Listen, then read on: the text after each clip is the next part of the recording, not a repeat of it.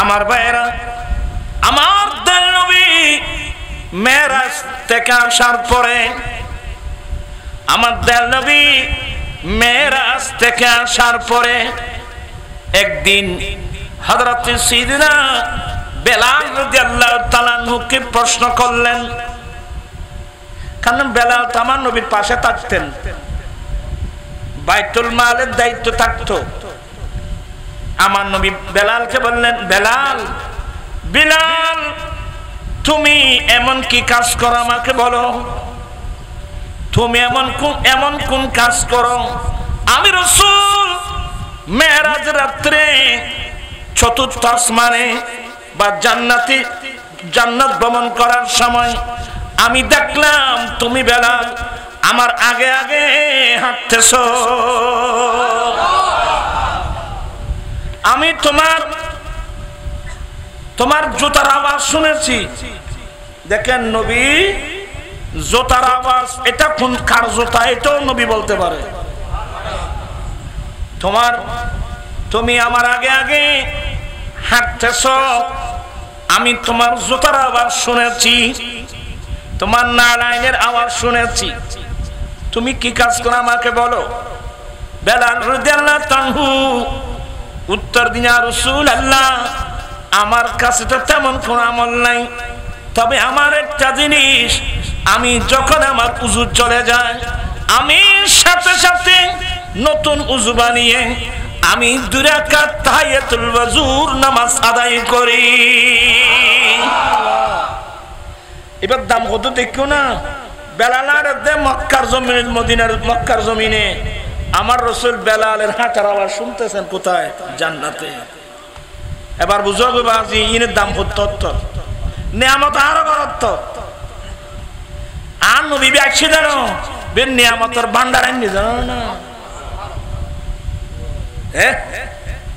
उनकी महक ने दिल की गुंचे खिला दिए हैं, उनकी महक ने दिल के गुंचे खिला दिए हैं, जिस राह चल गए हैं कूचे बसा दिए हैं, जब आ गई है जोशे रहमत पे उनकी आंखें, जब आ गई है जोशे रहमत पे उनकी आंखें, जलते बुझा दिए, जलते बुझा दिए, रोते हंसा दिए, उनकी महक ने पहुंचे किला। मैं तो बीमारे नबी हूँ। MBN TV একটি ইসলামিক ইউটিউব চ্যানেল। أعوذ بالله من الشيطان الرجيم، بسم الله الرحمن الرحيم، إن رحمة الله قريب من المحسنين، صدق الله مولانا العظيم وصدق رسوله النبي الحبيب الكريم، ونحن على ذلك لمن الشاهدين والشاكرين، والحمد لله رب العالمين। ربي صلي وسلم وبارك عليه। আপনারা এলোমেলোভাবে বসবেন না, আমি ক্লাসের মতো করে কিছু বলবো। গরম বেশি পড়তেছে, আপনাদের কষ্ট হচ্ছে, সব মিলিয়ে আশা করব বেশি দেরি হবে না, বেশিক্ষণ প্রয়োজনও নেই। মহান রব্বুল আলামিনের দরবারে লাখ কোটি শুকরিয়া যে রব্বুল আলামিন পবিত্র চাঁদে আয়োজিত মাহফিলে এ কোরআন সুন্নাহর মজলিসে যোগদান করে কোরআন সুন্নাহর আলোচনা শুনে নিজের ঈমান আকীদা মজবুত করার, আমলি জিন্দেগি দুরুস্ত করার তৌফিক দান করেছেন, সে রব্বুল আলামিনের দরবারে লাখ কোটি শুকরিয়া আদায় করছি। সবাই উচ্চস্বরে বলুন আলহামদুলিল্লাহ। আপনাদের শুকরিয়া আদায় করছি যারা মাহফিলে এসেছেন। সাহেবে দাওয়াত জনাব মোহাম্মদ হাশেম এবং তার পরিবার বর্গের,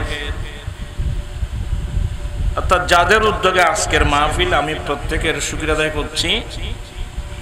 রব্বুল আলামিন আমাদের আশা বসা সাহেবে দাওয়াতের ইন্তজামকে কবুল করুক। সবাই বলুন আমিন। মাশাআল্লাহ, উলামা ইকরামরা বর্ণনা করেছেন, দোয়া করবেন আল্লাহ যেন তাদের ইলম আমল হায়াতের মধ্যে আল্লাহ যেন বরকত দান করেন। আমি গুনাহগারকে মহব্বত করে আহ্বান করেছেন, আসলাম। কোরআনে পাকের একটি আয়াত কারিমা তেলাওয়াত করলাম। মহান রব্বুল আলামিন যদি তৌফিক দান করেন, অল্প কথা বলে আমি আমার বক্তব্য শেষ করব। আল্লাহ বলেন, ইন্না রাহমাতুল্লাহি করিবুম মিনাল মুহসিনিন, নিশ্চয়ই আল্লাহর খাস রহমত মুহসিন বান্দাদের একেবারে কাছে। আলহামদুলিল্লাহ। ওরা এখন এখানে এলোমেলো বাপ ইনফেলাই দিয়ে এখানে এক মন এক খেয়ালে আমি কই বইল ইন কোরআন শরীফ খুব মনোযোগ সহকারে শুনতে হবে। অবখান লড়াচড়ানো করছে কেন? নিশ্চয়ই আল্লাহর রহমত, আল্লাহর রহমত মানে আল্লাহর খাস রহমত। আল্লাহর রহমত ছাড়া আমরা কি ঈমান ইসলামের উপর থাকতে পারবো? তো আল্লাহর রহমত মুহসিন বান্দাদের একেবারে কাছে।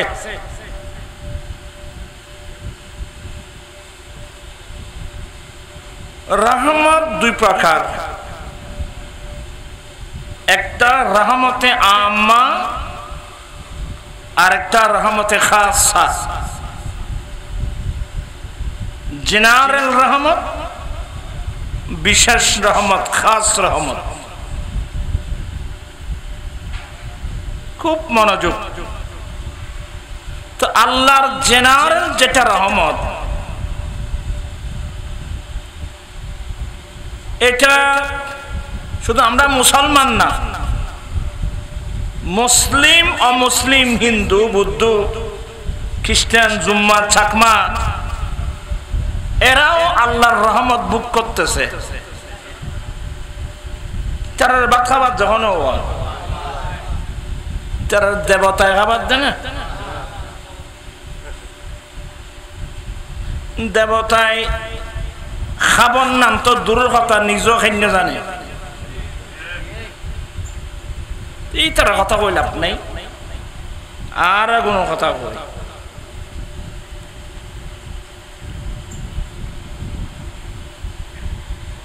আম রহমত মুসলিম অমুসলিম সবাই আল্লাহর রহমত ভোগ করবে, কারণ আল্লাহর রহমত ছাড়া এক কদম দেওয়ার ক্ষমতা কারো নেই।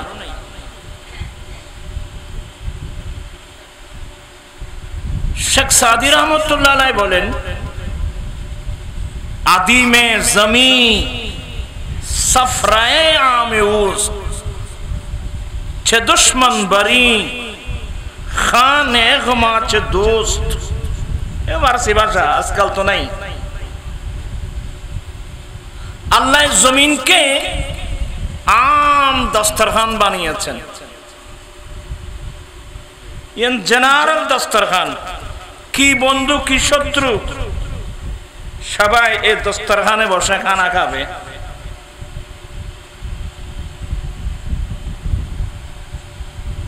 এটাও আল্লাহর রহমত, কারণ আল্লাহর নাম রহমান।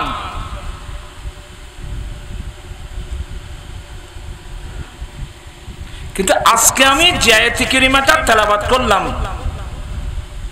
আল্লাহ বলেন ইন্না রাহমাতাল্লাহি কারীবুম মিনাল মুহসিনিন। নিশ্চয়ই আল্লাহর রহমত মুহসিন বান্দাদের অতি নিকটে। তাহলে এখানে রহমত মাইনি আল্লাহর খাস রহমত। প্রত্যেক ঈমানদার মুসলমান আল্লাহর খাস রহমত নিয়েই আমাদেরকে চলতে হবে। নিশ্চয়ই আল্লাহর খাস রহমত মুহসিন বান্দাদের একেবারে কাছে। কোন বান্দা? ইবে ইয়াদার বুঝিনে দতার কেন শোনো ওর জন্য নাই।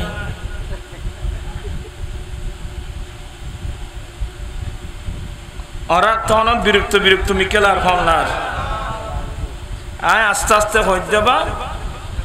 কোরআন হাদিসের বিষয়। আল্লাহর খাস রহমত কারা পাইব? ওই সমস্ত বান্দা যারা মুহসিন।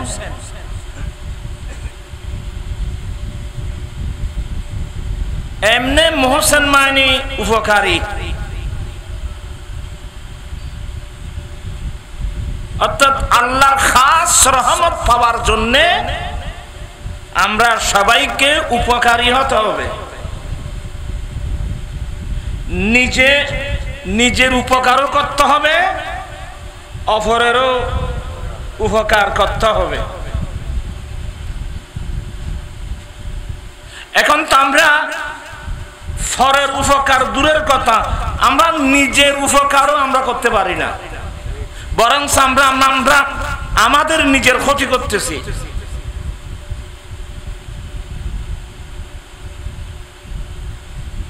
আমরা কি আমাদের উপকার করতেছি না আমরা আমাদের ক্ষতি করতেছি?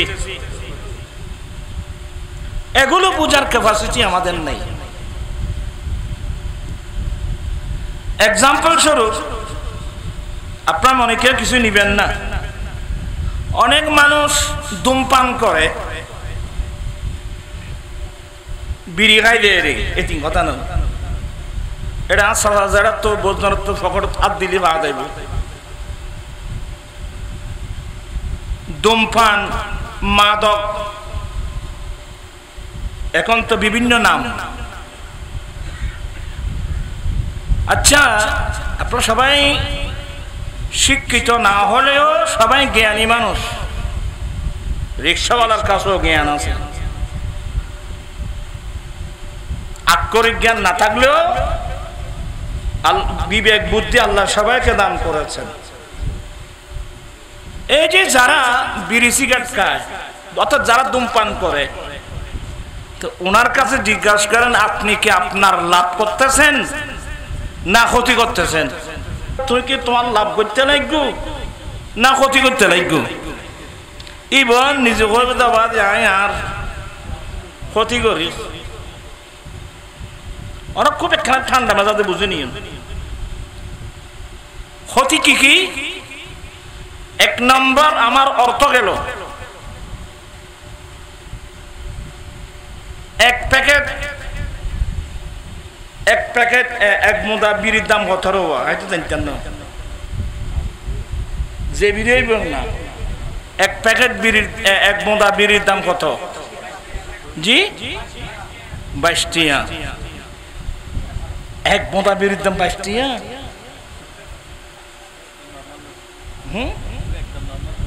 নর্মাল না আরো খানা। এক বোঁদা বিড়ির দাম নাকি কত? 22 টাকা। আশরের মাঠে 1 পয়সার হিসাব দিতে পারবেন? আমি দিতে পারবো?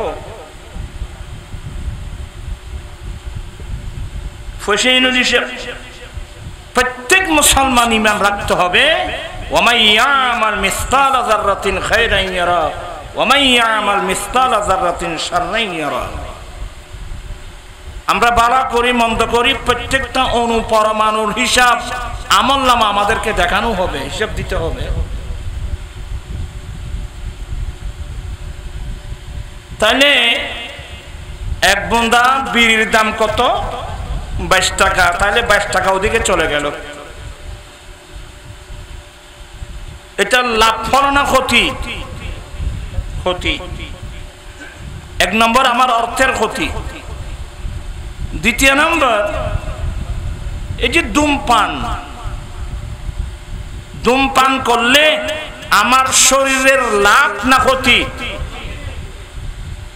যোগ্য মানুষ তুই অসাই, তোমার শরীর লাভের যোগ্য অন্য মানুষ তুই অসাই। সবাই বলবে ধূমপান স্বাস্থ্যের জন্য ক্ষতিকর। তোমরা স্কুলের ছাত্র, কলেজের ছাত্র, এই দেশের একটু মনোযোগ সহকারে কথাগুলো শুনবেন। একদিক দিয়ে আমার অর্থ গেল, দ্বিতীয় নম্বর আমার শরীর, সুস্থ শরীর। ধূমপান স্বাস্থ্যের জন্য ক্ষতিকর। ধূমপান করলে স্বাস্থ্য লাভ হবে না ক্ষতি বোধে? স্বাস্থ্যর দাম বুঝো না? আল্লাহর নবী বলেন, হে আমার উম্মত, তোমরা 5টা জিনিসকে মূল্যায়ন করো। 5টা জিনিস আসার আগে, তন্মধ্যে একটা হলো সাহাতাকা কাবলা মারাদিকা। তোমার সুস্থ শরীরকে তুমি মূল্যায়ন করো রোগে আক্রান্ত হওয়ার আগে। আর বিরক্ত মিকে লাগবে দায় দেখি তো। এই যে এই ধূমপান বিরোধী প্রথম বক্তব্য আনোয়ারা থেকে, আনোয়ারা বুরুমসারা। এবং আমার বক্তব্য শুনে সর্বপ্রথম যিনি সিগারেট ছেড়ে দিয়েছিল মাওলানা মকবুল রহমতুল্লাহ আলাইহি। Maqbool sir master, Maqbool sir হাতে ইয়াদ আছে না তোমার? তোর কিচ্ছু জানে? হ্যাঁ হ্যাঁ হ্যাঁ হ্যাঁ খাসো তো বাড়ি ওরা উচিত লাগবে। মাওলানা মকবুল সাহেব হুজুর বলা মানুষ, শিক্ষিত মানুষ, সিগারেট খাইছো দে না কদি মুকুদি। এই আর ফলে ধূমপান বিরোধী বক্তব্য করে বুরুম সারা। এ ফলে স্টেডিয়াম রাতিকে ফাল দিই উড়ি মানলে ভিড়ের সিগারেট খাইতেন না বলি হইতি এই অ্যাঙ্গরি লই বেগুনের সামনে সিঁড়ে ফেলাই দিই। ডায়েরি বুকুল লেখে রেখে মাওলানা মকবুল সাহেব হুজুর। আমি কথা প্রসঙ্গে কিছু কথা আসছে এই জন্য বললাম, বাবিয়া করিও কাজ করিয়া ভাবিয়েন না। ধূমপান দুর্গন্ধ, ওখানে লেখা আছে। আচ্ছা ধূমপান করলে কি হয়? ওই যে না মাতি, ধূমপান করলে কি হয়? গ্যাস্ট্রিক হয়, গ্যাস্ট্রিকের পরে হবে আলসার, আলসারের পরে আসবে ক্যান্সার, ক্যান্সারের পরে আসবে তুই এখন দেখছার। ঠিক ঠিক হয়ে বলেন। আমি শুধু বুঝাতে চাচ্ছি আমরা মানুষের উপকার তো দূরের কথা, আমি তোর দিন রাত আমি আমার ক্ষতি করতেছি। তো যে ব্যক্তি ফরের উপকার তো দূরের কথা নিজের উপকার করতেছে না, আমরা রাত্র দিন উপকার করতেছি, আপনি কিভাবে আল্লাহর খাস রহমত পাবেন? এই বদঅভ্যাস যাদের আছে আমি সবাইকে বিনয়ের সাথে বলবো, আপনি ধূমপান ছেড়ে দেন। এক নম্বর আপনার পয়সা বাঁচবে, দ্বিতীয় নম্বর আপনার স্বাস্থ্য ঠিক থাকবে। আপনি ধূমপান যারা অভ্যস্ত আজকে ছেড়ে দেন, এক সপ্তাহ পর একটা রিপোর্ট দিবেন, আপনি নিজে অনুভব করতে পারবেন আপনি কোন পজিশনে আসছেন। বাদী কষ্ট না। আজকে আমি 15 বছর ধরে যৌতুকের পাশাপাশি মাদকের বিরুদ্ধে আন্দোলন আপ্রাণ চেষ্টা চালিয়ে যাচ্ছি, শুধু বুঝানোর জন্য বুঝাচ্ছি। হেদায়েতের মালিকটা আমি নই, হেদায়েতের মালিক আল্লাহ, শুধু বুঝাচ্ছি। আমি অনেক মানুষের মাহফিলে হাত উঠাই মিষ্টি খাওয়াইছি, মিষ্টি। আমার ভাইরা খুব বিনয়ের সাথে বলছি, তাহলে আমরা আমাদের নিজের কি করতেছি, ক্ষতি করতেছি। আমরা নিজেরাই বুঝতে পারছি আমরা ক্ষতি হচ্ছে। তোরা ইক্যতে কিছু হতে রো, ইক্যতে কিছু হতে আসলে তোরা আনেন সামনে বই শুধু রু এটা নেই পাইবে। ইন এক মন এক খেয়াল এক দিয়ানে বই গভীর মনোযোগ সহকারে শুনতে হবে। মত কষ্ট না নয় কেন নয় বুকি। দ্বিতীয় নম্বর, আসলে আমরা আমাদের নফসের উপর জুলুম করতেছি, ব্যভিচার করতেছি, আমরা উপকার করতেছি না। মানুষের উপকার তো দূরের কথা, আমরা নিজের অপকার ক্ষতি করতেছি। যেমন ওরা কোনো বিরক্ত লাগনি কোনো বাগি, যেমন সুদ দেওয়া, সুদ এখন তো বাদি ওনার ইকে করলে করতে নাই। আর তো গোড়া বাংলাদেশ ঘুরে চিনো না, আর কাছে বহুত অভিযোগ। বর্তমান অনেক মাইয় ফল পর্যন্ত সুদূর ঠেয়া লাগার বলি হতে আসামিছে করতে না।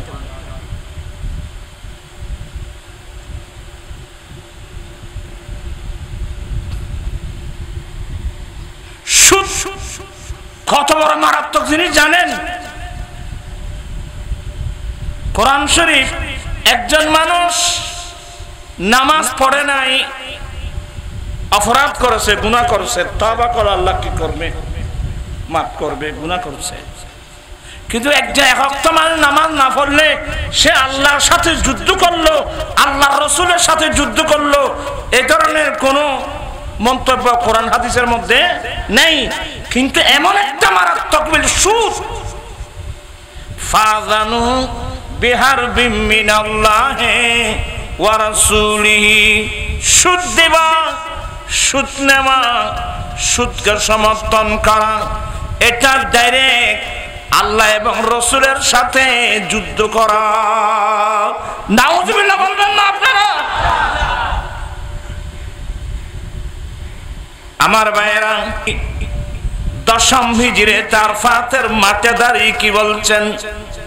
ইন্না রিবাল জাহিলিয়া তাহাতা কদমাইয়া মওদু।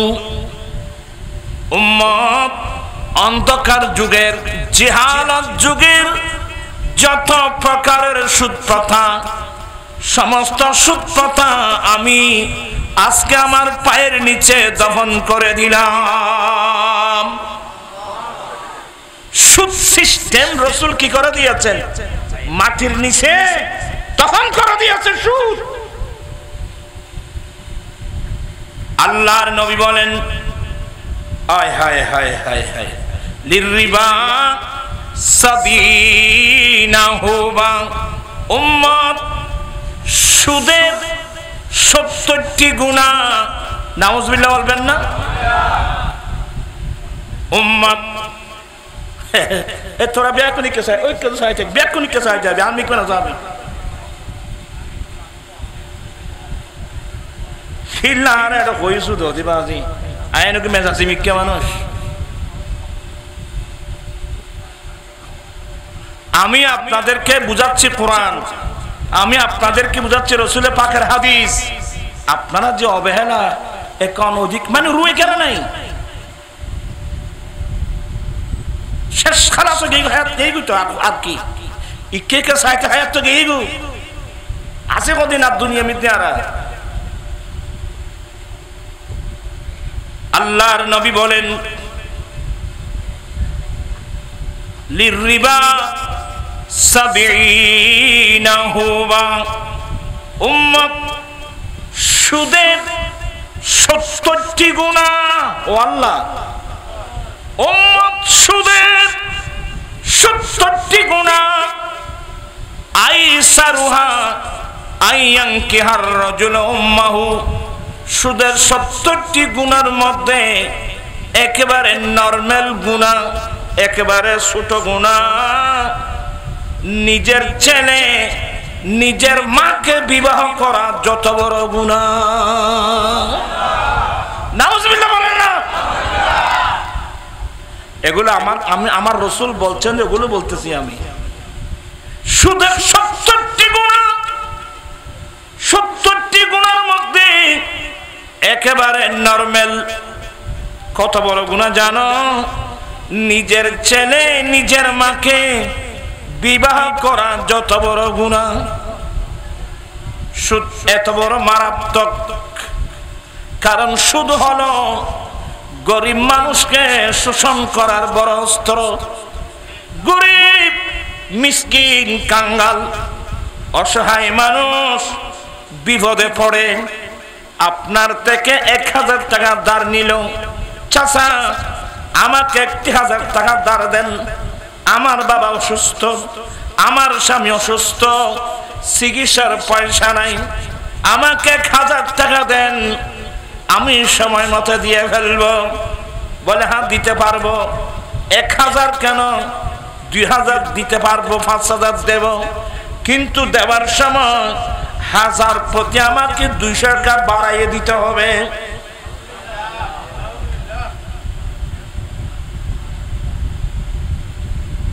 আর হজ্জি কথাই না আছে না রো সাসা 1000 টাকা, তো আপনি 1000 টাকা দিলেন, কিন্তু নেওয়ার সময় আপনি নিচ্ছেন কত? 1200। স্পেয়ার কত? 200 টাকা। কার থেকে নিচ্ছেন? অসহায় মানুষ থেকে। নিচ্ছেন কে? শক্তিশালী মানুষ, প্রভাবশালী মানুষ। মানবতা কিসের নাম? ভালোবাসা কিসের নাম? মানবতাই বলে যার কাছে আছে তার থেকে নাও, যার কাছে আছে তার থেকে নাও, যার কাছে নাই তাকে দাও। এটার নাম মানবতা। এই জন্য আল্লাহ দরিদ্রতা বিমোচনের লক্ষ্যে আল্লাহ আমাদের উপর মালের যাকাত ফরজ করেছেন। সুবহানাল্লাহ। যাকাত দেওয়া ফরজ। যাকাত কার উপর ফরজ? পুঁজিপতির উপর, পয়সাওয়ালা মানুষের উপর যাকাত দেওয়া ফরজ। যদি নেশাব পর্যন্ত মাল হয়, বছর ঘুরে আসার পরে আপনাকে শতকরা 2.5% যাকাত দেওয়া ফরজ। আমার দয়াল নবী বলেন যাকাত কিসের নাম? তুখাযু মিন আগনিয়াইহিম, তোমাদের পুঁজিপতি যারা, পয়সাওয়ালা যারা, তাদের থেকে নেওয়া হবে, তাদের থেকে নেন। ফাতুরাদ্দু আলা ফুকরাহিম, পয়সাওয়ালা থেকে নেন, পুঁজিপতি থেকে নেন, অসহায় মানুষের মধ্যে বন্টন করুন। আমার ভাইরা, আমার দেন নবী দুনিয়ায় এসে, আল্লাহু আকবার, হে হায় হায় হায়, নবী আমাদেরকে দিলেন কি? আমরা গেলাম কোথায়? আমার নবী আল্লাহ এবং রাসূল আমাদেরকে দিয়েছেন যাকাত ভিত্তিক সুদ মুক্ত সমাজ ব্যবস্থা, যাকাত ভিত্তিক সুদ মুক্ত সমাজ ব্যবস্থা। কিন্তু আজকে আমরা রাজনীতির নাম দিয়ে, মানুষের বানানো মন গড়া রাজনীতি দিয়ে আমরা ইহুদি নাসারাকে খুশি করার জন্য করলাম কি? আমার নবী দিয়েছেন যাকাত ভিত্তিক সুদ মুক্ত সমাজ ব্যবস্থা, আর আমরা করলাম বিধর্মীদেরকে খুশি করার জন্য সুদ ভিত্তিক যাকাত মুক্ত সমাজ ব্যবস্থা। আল্লাহ আল্লাহ রাসূল দিয়েছেন যাকাত ভিত্তিক সুদ মুক্ত, আর আমরা করলাম সুদ ভিত্তিক যাকাত মুক্ত। ডাইরেক্ট খোদা রাসূলের সাথে যুদ্ধ। বসে আছি জান্নাতে যাওয়ার জন্য, কিন্তু বই রয়েছে হঠাৎ বললে ভাই এই মানুষই নমাতে আর খন্দকুত থইলাম বড় দুকুত আছি এন আয় বুঝে জানিন না বাদি ওরা বুঝতে না একটু নাই গুরুবার মতো হন্না করার জেললে বেগুনো বুঝে পানি হেদায়েতের মালিক হবা যে আইন আমার দায়িত্ব আছে, আমি আল্লাহর রাস্তায় বুঝাচ্ছি। আল্লাহ আল্লাহ রাসূল দিয়েছেন যাকাত ভিত্তিক সুদ মুক্ত, আমরা করলাম সুদ ভিত্তিক যাকাত মুক্ত। যদি বলেন হুজুর কিভাবে কিভাবে বললেন, আমি একেবারে সহজ ভাষায় উত্তর দেব। কোন মানুষ যদি মালের যাকাত না দেয়, তাকে ধরে নেওয়ার জন্য আমাদের দেশে কোন পুলিশ আসবে? যাকাত নদিলি বের ধরে নিবেলে পুলিশ নয় বড়, নামাজ নপড়িলি বের ধরে নিবেলে হন পুলিশ আইব না। ইমাম আজম আবু হানিফার ফতোয়া, যেই ব্যক্তি বালেগ হওয়ার পরে ইচ্ছাকৃতভাবে অক্ত চলে যাওয়ার পরেও নামাজ এক ওয়াক্ত নামাজ পড়বে না, সাথে সাথে সরকারের দায়িত্ব তাকে অ্যারেস্ট করে জেলখানায় দেব। কি মনে করছেন? এই যে মসজিদ, হাজার হাজার লক্ষ লক্ষ মসজিদ, কিসের জন্য কথা বলছে না? কিসের জন্য? কারণ নামাজ ফরজ। আল্লাহর নবী বলেন মুরু সিবিয়ানাকুম বিসসালাত ইযা বালাগু সাবআ সিনিন। উম্মত, ছেলেদেরকে নামাজের নির্দেশ দাও যখন তাদের বয়স 7 বছর হয়। আল্লাহ, তোমরা তোমাদের ছেলেদেরকে নামাজের নির্দেশ দাও যখন তাদের বয়স 7 বছর হয়। আর যখন 10 বছর হয়ে যায়, দেখতেছ সে নামাজ পড়ে না, প্রয়োজনে তাকে মেরে মেরে নামাজ পড়াও। কারণ একটি মাত্র ইবাদত, যে ইবাদত মানুষকে অশ্লীল কাজ থেকে ফিরে আনতে পারে, একটি মাত্র ইবাদত, তার নাম নামাজ। আয় আবাজ হইকে ওয়াজ করছে মানে নিজে টান না পায়। মুয়াজ্জিন আযান দিচ্ছে, আল্লাহু আকবার আল্লাহু আকবার।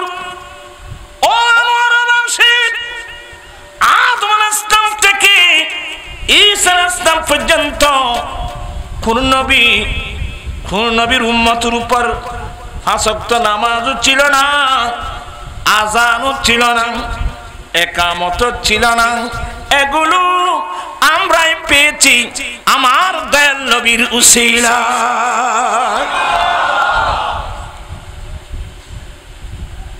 তো নবীর উসিলায় ফায়দি আর নিয়ামতির দাম কত দিলাম। আমার নবী বলেন উম্মত মুয়াজ্জিন যখন আযান দেয় তোমরা আযানের জবাব দাও।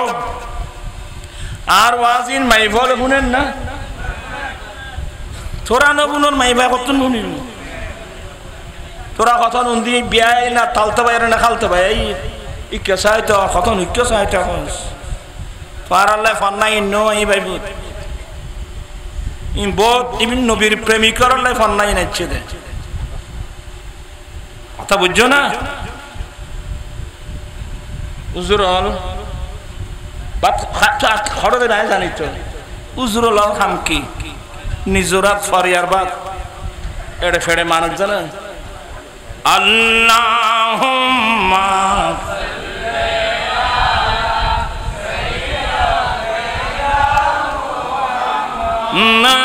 নাবিয়িনা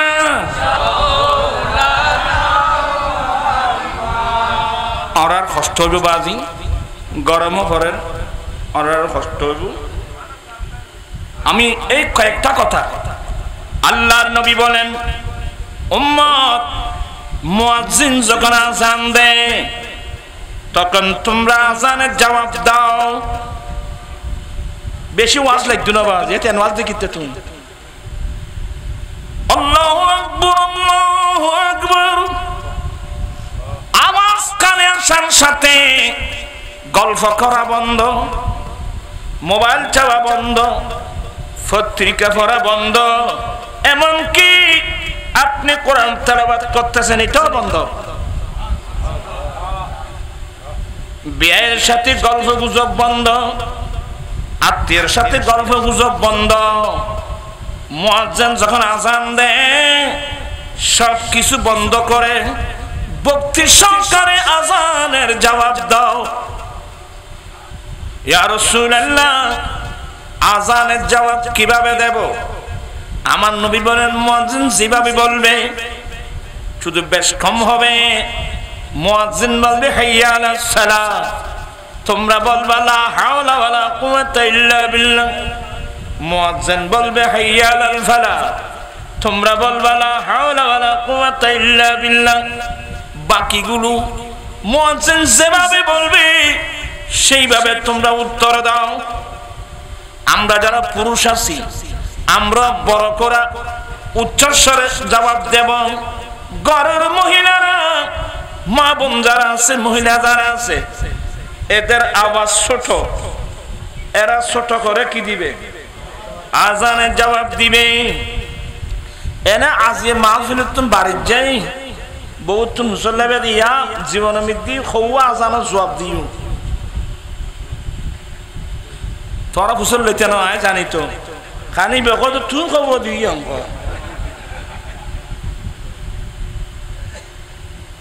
এনে হায়াত টান খাড়া ফেলে জেরি ভাইপুর ওই খবরস্থানত গেলে তার মত আসতো বাবিয়া করিও কাজ করিয়ে ভাবিও না ওরা ফল আর কথা ধরিবে ওরা ফল গতির চলিবে। আমরা সরকার গোলাম, আমরা নবীর কথা মোতাবেক চলতে হবে। হ্যাঁ আল্লাহর নবী বলেন মুয়াজ্জিন যখন আযান দেয় তোমরা আযানের জবাব দেবা। বুঝে আসছে? এরপরে আযান শেষ ইয়া রাসূলুল্লাহ তারপর কি করব? আমার দয়াল নবী বলেন সুম্মা সাল্লু আলাইয়া, এরপরে তোমরা আমি নবীর উপর দুরূদ শরীফ পড়ো। ওরা ওয়াজিন বুঝতে কষ্ট হন না? আযানের জবাব দেওয়ার পরে দ্বিতীয় নম্বর কি? নবীর উপর কি পড়া? দরুদ শরীফ যেটা জানেন আপনি, যেটা জানেন দরুদে ইব্রাহিমী হোক, দরুদে গাউসিয়া হোক, দরুদে রাসবিয়া শরীফ হোক, যেটা দিয়ে দরুদ আপনার জন্য সহজ নবীর উপর দরুদ শরীফ পড়বেন। তৃতীয় নম্বর আমার দয়াল নবীর নির্দেশ সুম্মা সাল্লাল্লাহ লিয়াল ওয়াসিলা, তোমরা আল্লাহর কাছে আমি নবীর জন্য উসিলার দোয়া করো। আল্লাহুম্মা রাব্বা হাযিহি দাওয়াতিত তাম্মা ওয়াস সালাতিল কায়িমা আতি সাইয়্যিদিনা মুহাম্মাদিল ওয়াসিলা ওয়াল ফাদিলা ওয়াদ দারাজাতার রাফিয়া ওয়া বা'আসহু মাকামাম মাহমুদানিল্লাযী ওয়া'আদতা ওয়ারযুকনা শাফাআতাহু ইয়াওমাল কিয়ামা ইন্নাকা লা তুখলিফুল মিআদ। এই উসিলার দোয়া করবেন। এই কাজটা যারা করবে আমার দেন নবী তাদের জন্য একটা বিরাট পুরস্কার ঘোষণা দিয়েছেন। ওয়াজাবাত লাহু শাফাআতি ইয়াওমাল কিয়ামা, কিয়ামতের কঠিন দিনে ওই উম্মতের জন্য আল্লাহর কাছে সুপারিশ করা আমি নবীর উপর ওয়াজিব হয়ে গেছে। আল্লাহু আকবার।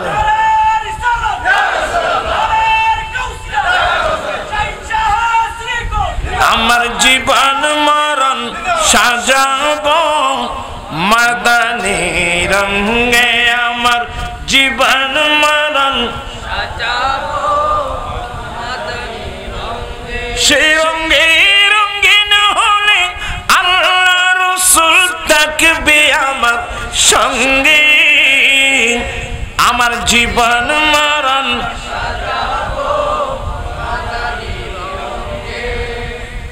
আমার জীবন মরণ সাজাবো মাদানী রং দিয়ে। মাদানী রঙের অর্থ হলো আমার দয়াল নবীর সুন্নাত দিয়ে। নবীর সুন্নাত দিয়ে যদি আমরা আমাদের লাইফ জীবনটা সাজিয়ে নিতে পারি, কবরে হাসরে কিয়ামতের কঠিন দিনে আপনার পাশে আমার পাশে কেউ নাই, কিন্তু আমার দয়াল নবী তো থাকবে। নবী তাইবেন আরো এনে যারা হলো নূরর ইনতাইবনি তাইব।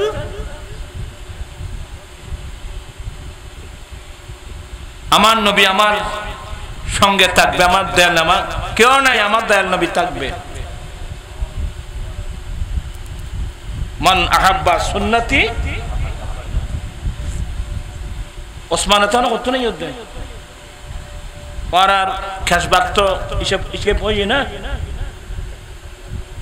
এড়াই এড়ু উড়াই আর এরা আয় আজ কষ্ট ইতারার ওয়াজ করতে পারি এলোমেলো ভাব তো আজ এতনে তো ওয়াজিন কেউ তাই না বাদি আজান দিতে লাইলি পত্রিকা ভরা মোবাইল সন বললাম বুঝলো আজ না হয়ে যাবে ভাই তোমার নসিবুর মামেলা ওয়ামা আলাইনা ইল্লাল বালা। আমার দায়িত্ব হলো পৌঁছে দেওয়া। আমার ভাইয়েরা আর কথা বাড়াইতে না রেদার গ্রুপ আয় দেবদে একটা নফর ঈশ্বরে বাদি পারি তোমারা তিন যেগুন যাবে একবার খাসো না একবার খাসো মত কষ্ট বাদি আমার ভাইয়েরা। এরপরে উজু না থাকলে উজু বানিয়ে নিবেন। আরেকটা মশলা মনে রাখবেন, সব সময় উজুর অবস্থায় থাকবেন। ইন্নাল্লাহা ইউহিব্বুত তাওয়াবিনা ওয়া ইউহিব্বুল মুতাতাহহিরিন। যারা সব সময় আল্লাহর কাছে তওবা করে, যারা সব সময় পবিত্রতা অর্জন করে চলে, আল্লাহ এদেরকে বেশি ভালোবাসেন। সুবহানাল্লাহ। উযু সব সময় উযু বানিয়ে রাখবেন। কোন সময় উযু চলে গেলে সাথে সাথে উযু বানিয়ে ফেলবেন। উযু বানানোর পরে যদি সম্ভব হয় 2 রাকাত তাহিয়াতুল ওযুর নামাজ পড়বেন। ইনে না হজ্জের আওয়াজি যদি সম্ভব হয় 2 রাকাত তাহিয়াতুল ওযুর নামাজ পড়বেন।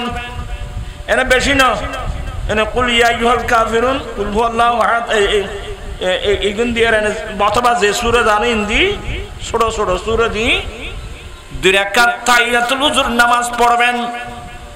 তবে আওকাতে মাকরুহা, যে সময় নামাজ পড়া হারাম ওই সময় না, সূর্য উদয়ের সময়, সূর্য স্থির বা ডুবার ওই সময় না, এই অক্ত ছাড়া যখনই আওকাতে মাকরুহা ছাড়া যখনই আপনি উযু বানাবেন, সুযোগ পেলেই 2 রাকাত তাহিয়াতুল ওযুর নামাজ পড়বেন। এটা মুস্তাহাব, এটা নফল, দাম কিন্তু বেশি। দাম কি? কত দাম করতে না আমার ভাইয়েরা। আমার দয়াল নবী মেরাজ থেকে আসার পরে, আমার দয়াল নবী মেরাজ থেকে আসার পরে একদিন হযরত সাইয়্যিদিনা বেলাল রাদিয়াল্লাহু তাআলা আনহুকে প্রশ্ন করলেন। কারণ বেলাল তো আমার নবীর পাশে থাকতেন, বাইতুল মালের দায়িত্ব থাকতো। আমার নবী বেলালকে বললেন, বেলাল, বিলাল, তুমি এমন কি কাজ করো আমাকে বলো, তুমি এমন কোন কাজ করো? আমি রাসূল মেরাজ রাত্রে চতুর্থ আসমানে বা জান্নাত ভ্রমণ করার সময় আমি দেখলাম তুমি বেলাল আমার আগে আগে হাঁটতেছো। আমি তোমার জুতার আওয়াজ শুনেছি। দেখেন নবী জুতার আওয়াজ, এটা কোন কার জুতা এটাও নবী বলতে পারে। তুমি আমার আগে আগে হাঁটতেছো, আমি তোমার জুতার আওয়াজ শুনেছি, তোমার নালাইনের আওয়াজ শুনেছি, তুমি কি কাজ করো আমাকে বলো। বেলাল রাদিয়াল্লাহু তাআলা উত্তর দিন, ইয়া রাসূলুল্লাহ, আমার কাছে তো তেমন কোন আমল নাই, তবে আমার একটা জিনিস, আমি যখন আমার উযু চলে যায় আমি সাথে সাথে নতুন উযু বানিয়ে আমি 2 রাকাত তাহিয়াতুল ওযুর নামাজ আদায় করি। এবার দাম কত দেখো না। বেলালের দে মক্কার জমিনে, মদিনার মক্কার জমিনে আমার রাসূল বেলালের হাঁটার আওয়াজ শুনতেছেন কোথায়? জান্নাতে। এবার বুঝো বাজি ইনের দাম কত, নিয়ামত আরো করত। আর নবী আসছে জানো, বেন নিয়ামতের ভান্ডার আনি জানো না। उनकी महक ने दिल की गुंचे खिला दिए हैं, उनकी महक ने दिल के गुंचे खिला दिए हैं, जिस राह चल गए हैं कूचे बसा दिए हैं, जब आ गई है जोशे रहमत पे उनकी आंखें, जब आ गई है जोशे रहमत पे उनकी आंखें, जलते बुझा दिए, जलते बुझा दिए, रोते हंसा दिए, उनकी महक ने पहुंचे किला। ইনারে শের মুনতেলে মানে কইনো। আমি বুঝাতে চেয়েছিলাম আমার রাসূল আসছেন, আল্লাহর নিয়ামতের ভান্ডার আসছে। বিসমিল্লাহির রহমানির রহিম, আল ইয়াউমা আকমালতু লাকুম দীনাকুম وأتممت عليكم نعمتي ورضيت لكم الإسلام دينا দশম হিজরিতে আমার রাসূল আরফাতের মাঠে ও কুফা আরফাত করতেছিলেন আল্লাহর পক্ষ থেকে আয়াত এসে গেল হে রাসূল আজকের দিন তোমাদের ধর্ম তোমাদের জন্য পরিপূর্ণ করে দিলাম এক নম্বর দ্বিতীয় নম্বর ওয়াতমামতু আলাইকুম নিয়ামতি আমি আল্লাহ তোমাদের উপর আমার নিয়ামত পরিপূর্ণ করলাম সুবহানাল্লাহ আল্লাহর নিয়ামত ব্যাগিন দিয়ে বলি হতে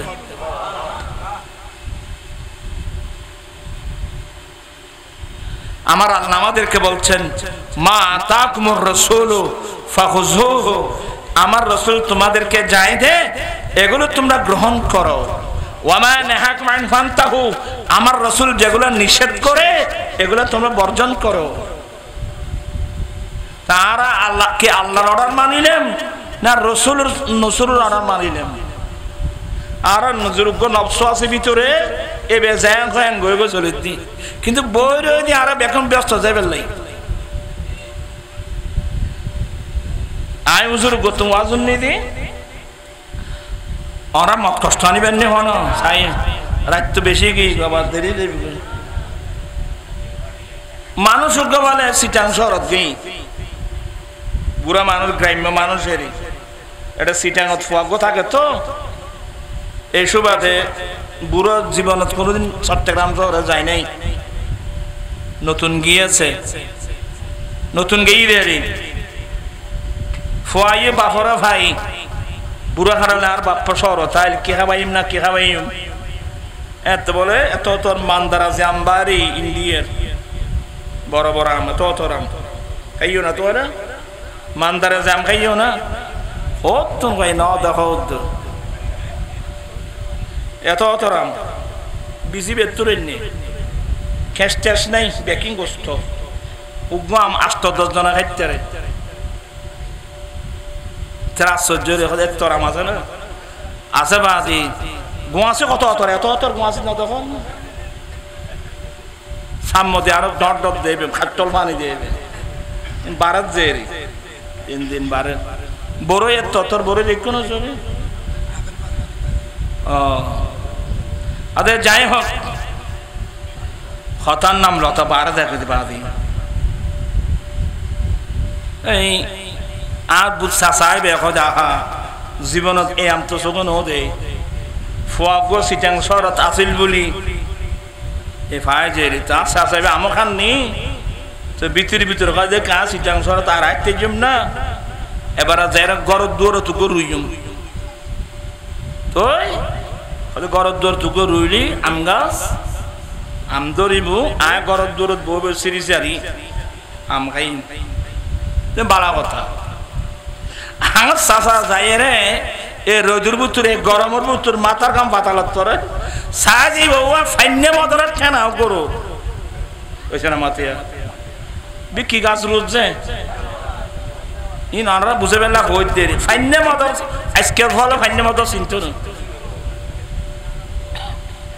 ফাইন্যে মদর ই না আরা চিনতাম আর আরা গরিব ফ্যামিলির ভুয়া আরা গাছ খাইতাম গিয়ে দি ইন সালা দিয়ে দরম বইতে বেড়াইয়ে রে ফাইন্যে মদর গাছই হল গেয়ে গেনে গেয়ে গে বলে হয় দেশত তো না গেয়ে ফাইন্যে মদর সাজা সাসাই বেওয়া ফাইন্যে মদর গাছ করো তো বাইফু তো কথা আসাদ আসসালামু আলাইকুম এই গরমের বুতু তুই কিচ্ছা নাই গো মাথার কাম ফাটালত ধরে তুই এই গরম তো কি দে খদা বাইফু এদিন আর ভুয়া যে মাম খাবাই ইবে খাইলি তুইও গরুতি খেয়ে নেই দেওয়া আর ভুয়া মানদারা জাম খাবাই দে আয় কে সিটাং সর যাইতার নে তাহলে গরম দৌড় তুকো কি রুজি গাছ রুজি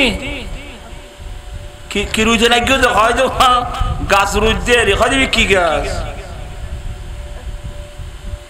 এবার রোজে ফাইন্যে মদর কিন্তু খাইতে বই রিলে না মাথা কা রোজে কি অন্য মদর খাইতে বলি যে মানদারাজি আমতো না নিজের দেশের আম হতো গালো তাইতো নেই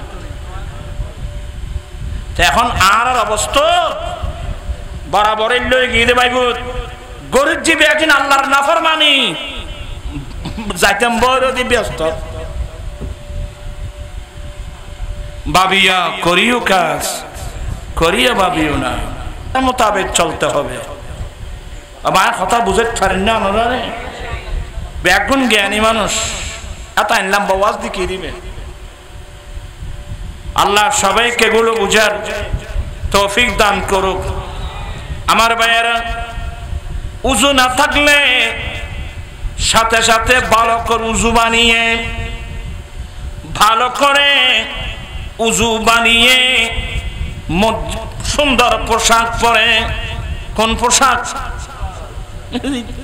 খুযু জিনাতাকুম ইনদা কুল্লি মসজিদ তুমি এখানে জিনাত মানে পোশাক সুন্দর পোশাক পরে উন্নত মানের সুন্দর পোশাক পরে তুমি আতর লাগিয়ে মাথায় টুপি দিয়ে তুমি চলে যাও আল্লাহর ঘর মসজিদের দিকে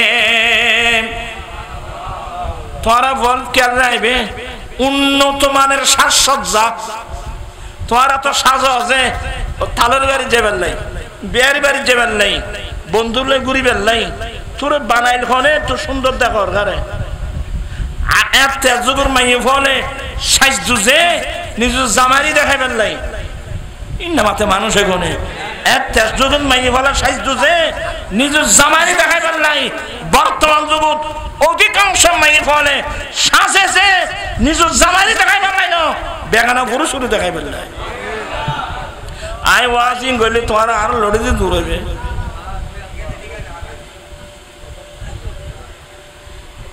যেই মহিলা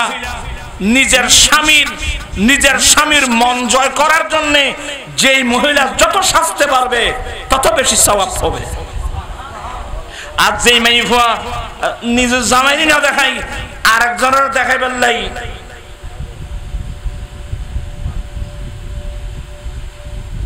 করলে হইতাম মাইয়া তো আত্ম আছে বয়ফ্রেন্ড হয় যে না ইন্না মাতে কা ইতরা ইংলিশ হয় বাংলা না হয়তো বয়ফ্রেন্ড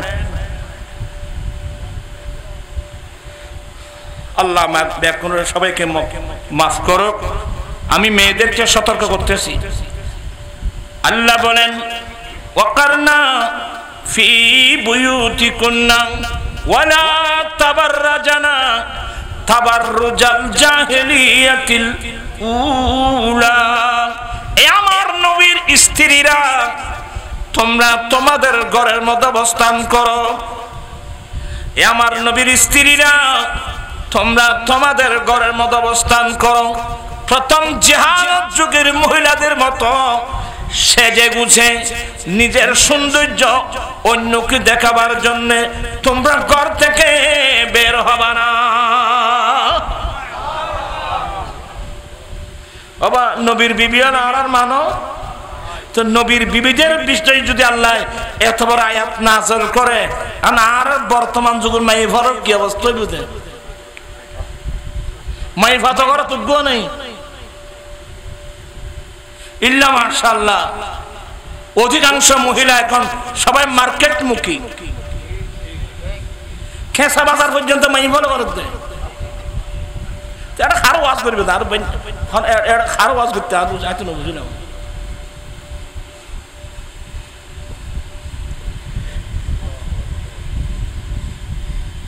আবু হানিফার রিটারা বেগুন মার্কেট না এখন বেগুন মার্কেট মার্কেট যাই হোক রাইতোয়া বেশি দের বহুত দেরি গিয়ে কষ্ট হইব বাদে ইয়া কি হইতাম সালাম দিয়াদ আছে না আর হইতো নিকি কেন না এমনি সোজা দেখি এই 10 মিনিট আনি কিছু কই আমার ভাইয়েরা উযু না থাকলে উযু বানিয়ে ভালো পোশাক পরে কোন পোশাক সদর্য মসজিদ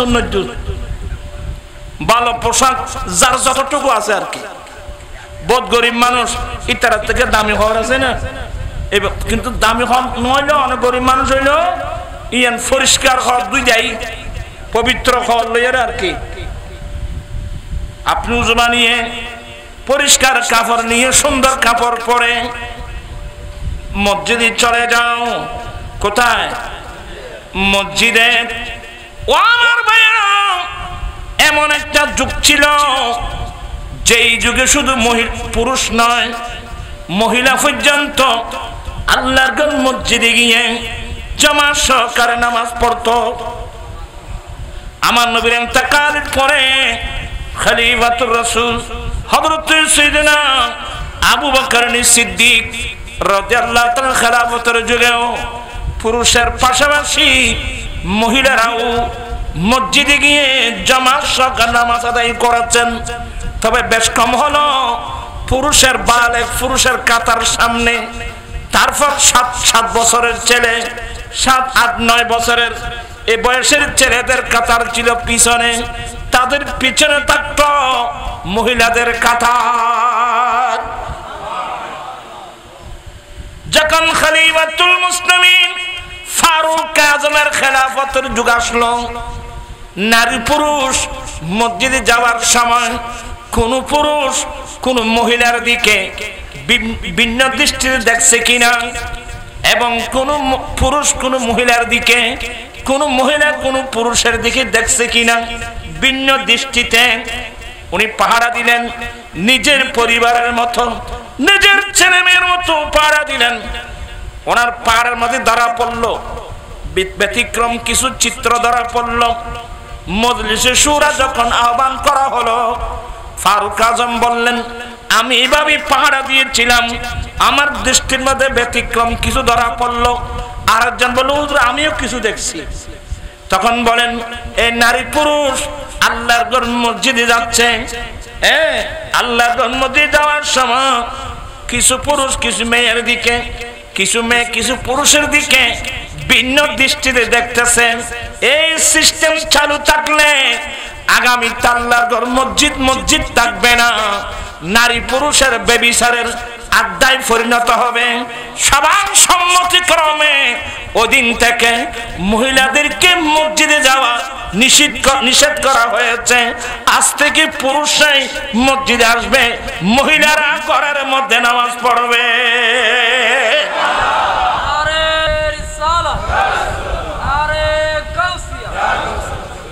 আমার ভাইরা, আমাদের হানফি মাযহাব মোতাবেক ফরজ নামাজ জামাত সহকারে পড়া সুন্নতে মুআক্কাদা। ফারুক আজম মহিলাদের জন্য এই সুন্নতে মুআক্কাদা বন্ধ করে দিয়েছেন একমাত্র ফিতনার কারণে।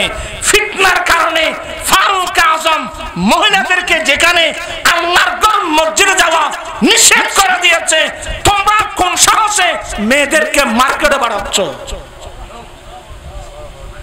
কবরস্থান উদ্যান করিব, তারপর বুঝো তাই বুঝো। আজকে যত দুর্ঘটনা না, ফরকিয়ে প্রেমে পড়তেছে এই বাজারে বাজারে ঘুরার কারণে। দেখুন এটা বারামাই হোক আছে না, অনেক মহিলারা বিপদগামী হচ্ছে। তো যাতে যেন এটা আর মোল্লার ওয়াজ কি মানছি শুনেন না বাজি। আমি সতর্ক করছি সবাইকে, মা বোনদেরকেও সতর্ক করছি, আপনাদেরকেও সতর্ক করছি। ওদিন থেকে মহিলাদেরকে মসজিদে যাওয়া কি করে দিয়েছেন? মহিলারা কোথায় পড়বে? ঘরে। আর আমরা যাব কোথায়? আরাম মুসলমান খজনাইছু আবার ফজর জামাতত খজনাইছি। এটা ইমাম সাহেব হন ও বুড়ো হুজুর, এটা ফজর জামাত খজনাই সময় হইলি নিজে নিজে ফরেন ঘরে কি মানে জিবে মুয়াজ্জিন এবে ইমাম, জিবে ইমাম ইবে মুক্তদি।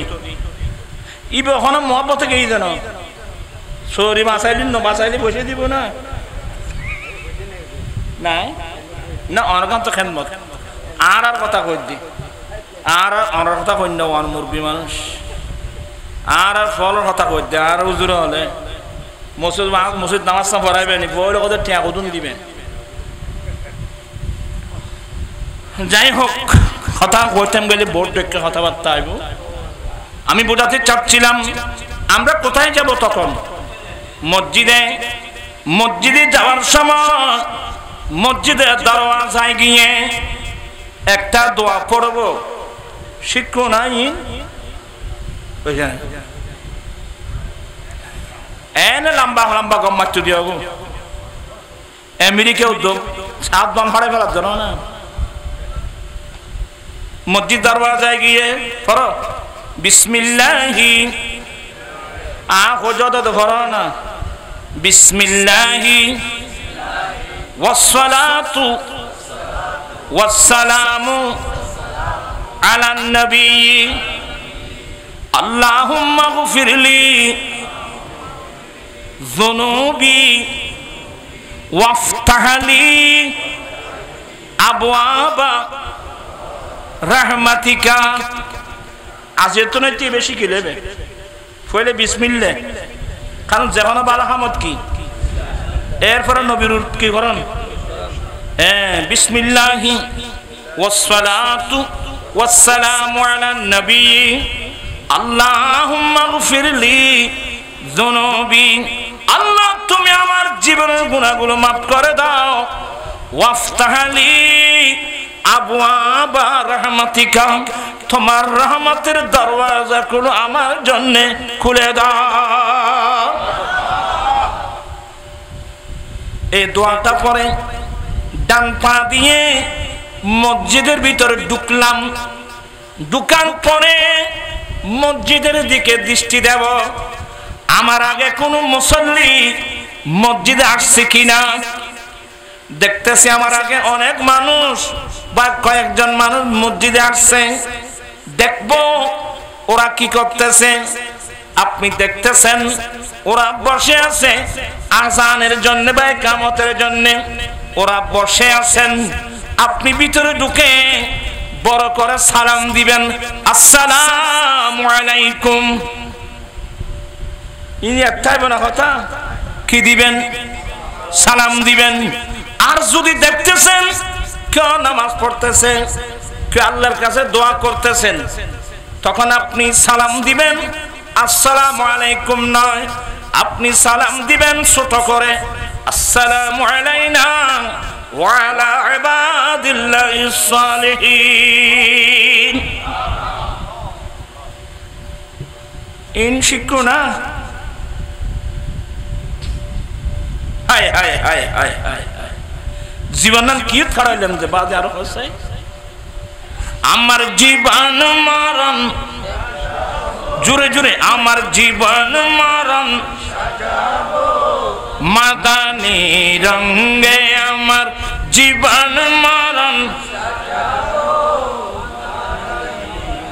সেই রঙে রঙিন হলে আল্লাহ রাসূল থাকবে আমার সঙ্গে আমার জীবন মরণ সালাতুন আর জীবন মারমা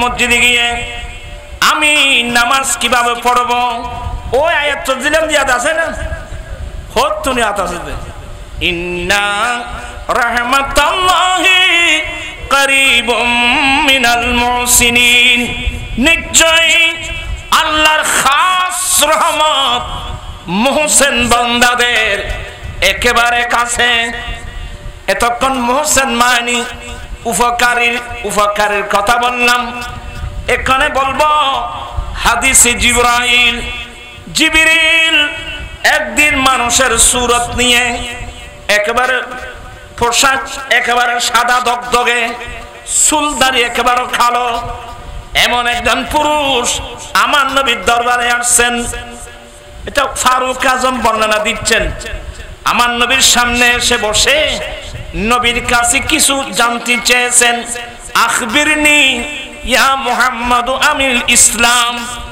নবী গো আমাকে ইসলাম সম্পর্কে অবহিত করুন। আমার নবী জবাব দিলেন, এরপরে জিজ্ঞাসা করলেন আখবিরনি ইয়া মুহাম্মাদু আনিল ঈমান, হুজুর আমাকে ঈমান সম্পর্কে অবহিত করুন। আমার নবী উত্তর দিলেন, ওই হাদিসের ভিতর গেলে একটা প্রশ্ন আসবে, আখবিরনি ইয়া মুহাম্মাদু আনিল ইহসান, এহসান করলে সে মুহসিন হয়। ইয়া রাসূলুল্লাহ ইয়া হাবিবাল্লাহ, এহসান কাকে বলে আমাকে একটু জানা, আমাকে একটু অবহিত করুন। ক্বালা, আমার নবী সেদিন এহসানের মানে বর্ণনা দিয়েছেন। ক্বালা আনতাবুদাল্লাহ কান্নাকা তারাহু, এ জিবরিল, উনি কিন্তু জিবরিল মানুষের সুরের দ্বারা আসছেন আর কি। আমার কাছে যে প্রশ্ন করছ এহসান কিসের নাম? এহসান হলো যখন আল্লাহর ইবাদত করবা, আল্লাহর ইবাদত করার সময় এইভাবে ইবাদত করবা গোয়াকে তুমি আল্লাহকে দেখতেছো। কেন কঠিন আলোচনা থাকে, আমরা কষ্ট হবে কিন্তু। হ্যাঁ, আমার নবী বলেন আল্লাহর ইবাদত কিভাবে করবা? আল্লাহর ইবাদত এইভাবে করবা গোয়াকে তুমি আল্লাহকে দেখতেছো, এভাবে ইবাদত করবা। এরপর আমার নবী বলেন ওয়াইল্লাম তাকুম তারাহু ফাইন্নাহু ইয়ারাকা, ও আমার উম্মত তুমি তোমার দুর্বলতার কারণে আল্লাহকে দেখে দেখে ইবাদত করতেছো, এ মনোভাব যদি তোমার মধ্যে না আনতে পারো, কমসে কম তুমি এই মনোভাব নিয়ে ইবাদত করবা। আমি আমার দুর্বলতার কারণে যদি আমি আল্লাহকে দেখতেছি না, আমার দৃঢ় বিশ্বাস আমার আল্লাহ তো আমাকে দেখতেছে।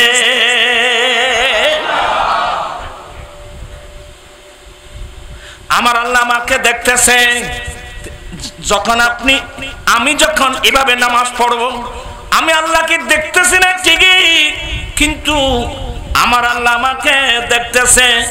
এই মনোভাব নিয়ে যখন ইবাদত করব, আপনি মুহসিন হয়ে যাবেন, আমি মুহসিন বান্দা হয়ে যাব। আল্লাহর কোরআন মোতাবেক ওই সময় আল্লাহর স্পেশাল রহমত আপনার আমার কাছে চলে আসবে।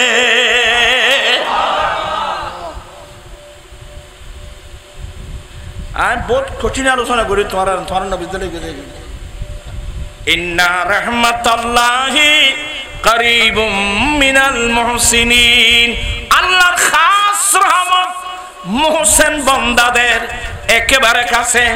এখানে মুহসিন বান্দা মানে যারা আল্লাহকে দেখে দেখে ইবাদত করে। আর এটা যদি সম্ভব না হয়, আমি এভাবে পড়ব, আল্লাহ আমি আমার গুনার কারণে, দুর্বলতার কারণে আমি তোমাকে দেখে দেখে ইবাদত করতে পারছি না। আল্লাহ আমার দৃঢ় বিশ্বাস, আল্লাহ আমার বিশ্বাস হলো তুমি তো আমাকে দেখতেছো। ইনলি ক্লাসের জিনিস এখন আমরা এটা মাড়ো মিদি ফান্না পড়েছ, বহুত মাথার রাখি কিছু কথাবার্তা কম করে। আল্লাহ রব্বুল আদি শুনো, হযরত হানজালা রাদিয়াল্লাহু তাআলা, হানজালা এবং আমার রাসূলের চাচা, উনি না, আমার নবীর আরেকজন সাহাবা, কি নাম? হযরত হানজালা রাদিয়াল্লাহু তাআলা সামনে যাচ্ছে, আবু বকর সিদ্দিক আসতেছেন, সালাম কালাম হলো, সালাম আলাইকুম। ওয়ালাইকুম আসসালাম। হামজালা কেমন আছো?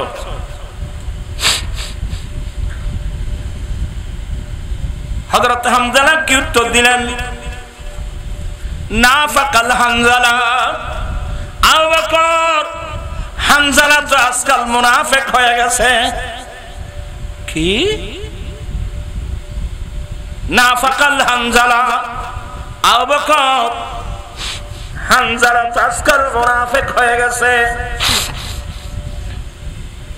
এই হানজালা কি বলছো? কি তুমি মুনাফিক হয়ে গেছো? বলে ভাইয়া আমি আমাকে মুনাফিক এই জন্য বললাম। ওরা কালকে তেরে গুনা না জুরো দেবে এখন আলজিম মারা মানুষ বেকুন একটু দেন রে জোরাব ছিল না বেকুন দৌড়াব বিশাল মানুষ নাই তো বিশাল মানুষ তারা তো হু করে খাদম করতো দুনিয়া শেষ করে দিয়ে আর হামজালা বলে না ফাকাল হামজালা আবু বকর হামজালা তো মুনাফিক হয়ে গেছে। সিদ্দিক আকবর আশ্চর্য হয়ে গেলেন, হামজালা তুমি কি কথা বলছো? বলে ভাইয়া কেন বললাম? যে বলো। বলে ভাইয়া আমরা যখন নবীর দরবারে থাকি, আমি যতক্ষণ আমার নবীর সুবতের মধ্যে থাকি, আমি যতক্ষণ নবীর চেহারা পাকের সামনে থাকি, আমি যতক্ষণ নবীর মজলিসে থাকি, ততক্ষণ পর্যন্ত জান্নাত জাহান্নাম এগুলো আমি চোখে দেখির মতো।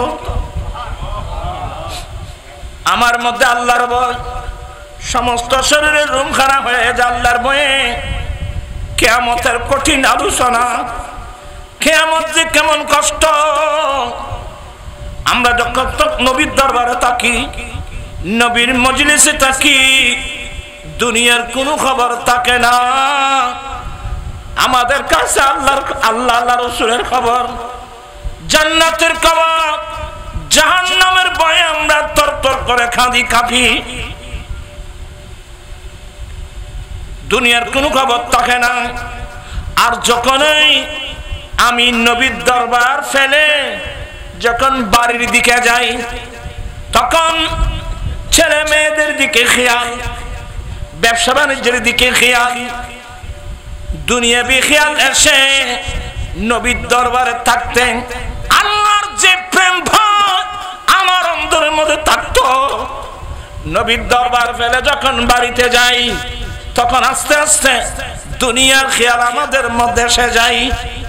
তো নবীর দরবারে গেলে এক অবস্থা, এখানে আসলে আর এক অবস্থা। এই জন্য বললাম হামজালা মুনাফিক হয়ে গেছে। সিদ্দিক আকবর চোখের পানি ছেড়ে দিলেন, ভাইয়া আমার অবস্থাও তো তাই। চল আমরা নবীর দরবারে যাই। দুনো বন্ধু মিলে চোখের পানি ফেলে ফেলে নবীর দরবারে গেলেন, সালাম দিলেন। আমার নবী উত্তর দিয়ে জিজ্ঞাসা করলেন, হামজালা কেমন আছো? বলে ইয়া রাসূলুল্লাহ, হামজালা তো মুনাফিক হয়ে গেছে। কি ইয়া রাসূল, হামজালা মুনাফিক হয়ে গেছে? বলে কেমন? তখন হামজালা চোখের পানি ছেড়ে দিয়ে বলেন, ইয়া রাসূলুল্লাহ, আমি যতক্ষণ আপনার দরবারে থাকি দুনিয়ার কোনো খবর থাকে না। জান্নাত জাহান্নাম আমার সামনে থাকে, দুনিয়ার কোনো খবর থাকে না। ইয়া রাসূলুল্লাহ, আপনার ওখান থেকে ফিরে যখন বাড়িতে আসি, আস্তে আস্তে ছেলের সন্তানের সাথে কথা বলি, ব্যবসা বাণিজ্যের কথা বলি, তখন ওই অবস্থা থাকে না, চলে যায়। এই জন্য বললাম হামজালা মুনাফিক হয়ে গেছে। আমার নবী হামজালা, এই জিনিসটা তুমি বুঝতে পেরেছো, তোমার ভিতরে ঈমান আছে, এই জন্য জিনিসটা তুমি বুঝতে পেরেছো। তবে কথাটা মনে রাখিও, আমি নবীর সামনে থেকে আমার দরবারে এসে তোমার অন্তরের যে মনোভাব, তোমার অন্তরে যে আল্লাহর ভয় আসে, তুমি বাড়িতে আসার পরেও এই অবস্থায় যদি ঠিক রাখতে পারো, লাসাফাহাল মালায়েকা, আল্লাহর নূর জগতের ফেরেশতারা রাস্তায় গিয়ে তোমার সাথে মুসাফা করবে। আল্লাহর নূর জগতের ফেরেশতারা তোমার বাড়িতে এসে তোমার সাথে মুসাফা করবে।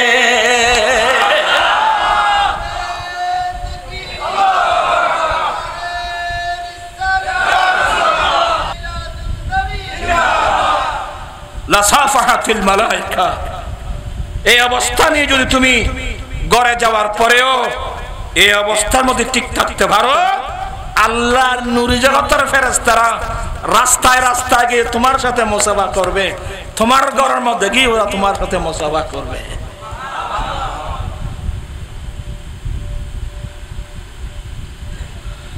আজ এ কথা বেশি হবে নাই, নহইম গড়ি গড়ি কথা বেশি হয়ে গেল। তা আজিয়ার মেইন যে ওয়াজ এটা হলো ওয়াবিল ওয়ালিদাইনি ইহসান। ওই অশব্দ ওয়াবিল ওয়ালিদাইনি ইহসানা। এ আমার বন্ধু, তোমরা মা বাবার সাথে ইহসান করো। ও ইহসান করলে মুহসিন হয়। যে ছেলে মা বাবার ইহসান করবে, আল্লাহর খাস রহমত তার পাশে চলে আসবে। সুবহানাল্লাহ। ওয়াবিল ওয়ালিদাইনি ইহসানা, তোমরা মা বাবার সাথে সদ্ব্যবহার করো। ওয়ালা তাকুল লাহুমা উফিউ, তোমরা মা বাবার সাথে উফ বলবা না। উফ বলবা না, এটা কয়েকটা ব্যাখ্যা। একটা হলো কোনো কিছু কষ্ট পেলেও মা বাবার সামনে উফ বলবা না, কারণ ছেলে মেয়েরা উফ বললে মা বাবার অন্তর বরদাস্ত করে না। অথবা এমন ব্যবহার করবে না যে ব্যবহার দ্বারা মা বাবার অন্তরে আঘাত আসে উফ বলে। ওয়ালা তানহারহুমা, মা বাবাকে জিৎকা মেরে কথা বলবা না। ওয়াকুল লাহুমা কাওলান কারীমা, মা বাবার সাথে ভদ্র ব্যবহার করবা। যে ছেলে মা বাবার সাথে ভদ্র ব্যবহার করবে সে মুহসিন হয়ে যাবে। তখন আল্লাহর স্পেশাল রহমত তার কাছে চলে আসবে। সুবহানাল্লাহ।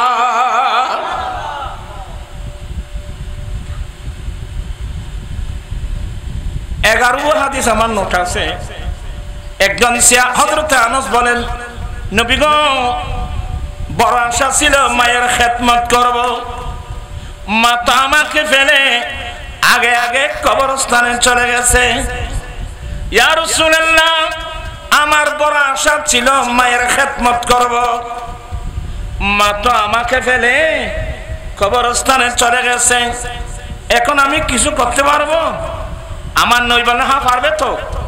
ইয়া রাসূলুল্লাহ, আমি মায়ের খেদমত কি করব, বাবার খেদমত কি করব? ওরা তো কবরস্থানে। আমার নবী বলেন, তুমি মদিনার জমিনে তোমার মায়ের পক্ষ থেকে একটা কূপ খনন করে দাও। তুই তোমার মার পক্ষ গো কুয়ো করে দাও, কুয়ো। কারণ আরবস্থানে তো পুকুর নেই, আরবস্থানে কূপ। তুমি তোমার মায়ের পক্ষ থেকে একটা কূপ খনন, ইনুনো কম করে মায়ের পক্ষ থেকে একটা কূপ খনন করে দাও। হযরত আনাস রাদিয়াল্লাহু তাআলা আনহু জায়গা কিনে একটা কূপ খনন করে দিল। আবার নবীর কাছে আসছেন, ইয়া রাসূলুল্লাহ, আমি কূপ খনন করে দিয়েছি। আমার নবী বলেন, যাও ওই কূপের পাড়ে যাও।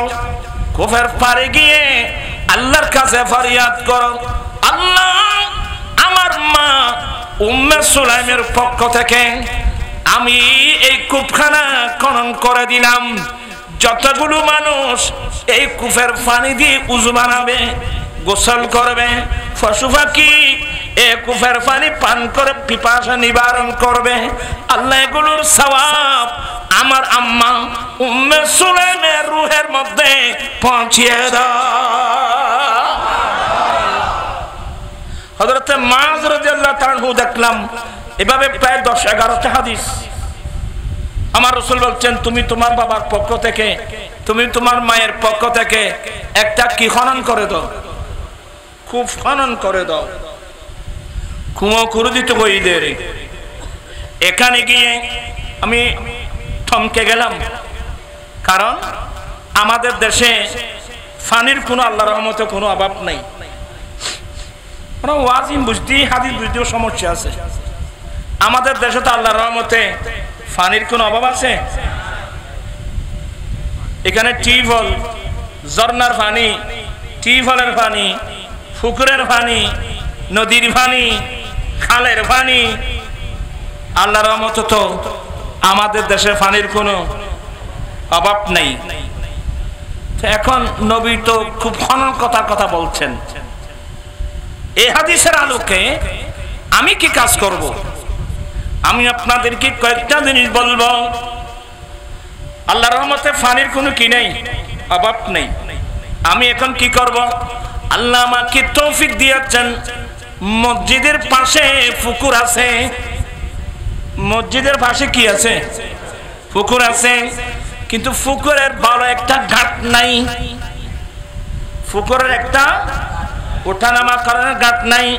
আমি এই হাদিসের আলোকে আপনাকে পরামর্শ দেব, আপনার যদি তৌফিক থাকে আপনি আপনার মা বাবার পক্ষ থেকে আমি একটা মসজিদের ভালো একটা ঘাট করে দেব, যাতে মুসল্লিরা আরামসে নেমে উযু বানাতে পারে, গোসল করতে পারে। আল্লাহ যতগুলো মানুষ, যতগুলো মুসল্লি এই ঘাট দিয়ে পুকুরে নেমে গোসল করবে, উযু বানাবে, ছেড়ে গোসল করবে, উযু বানাবে, আল্লাহ এগুলোর সওয়াব আমার মা বাবার রূহের মধ্যে পৌঁছিয়ে দাও। এক গুলি দুশিয়ের হয়েছে না মাথা কা গুলি খাবো ক্লিশিয়ার হবো দুও হানা গুলি খাবো শিকার হবো। ইসালে সব হবে, পাশাপাশি সমাজের একটা অভাব দূরীভূত হবে। কথা বুঝতে পারেন না বা? আপনাদের যাদের তৌফিক আছে, আমার মা বাবা মারা গেল, আল্লাহ আমাকে তৌফিক দিয়েছেন, আমি কি করব? আপনি একটা কাজ করবেন।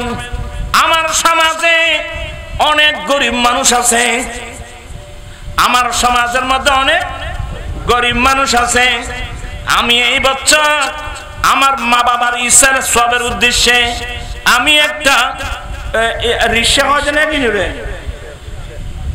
অটো আমি একটা অটো রিক্সা দান করব।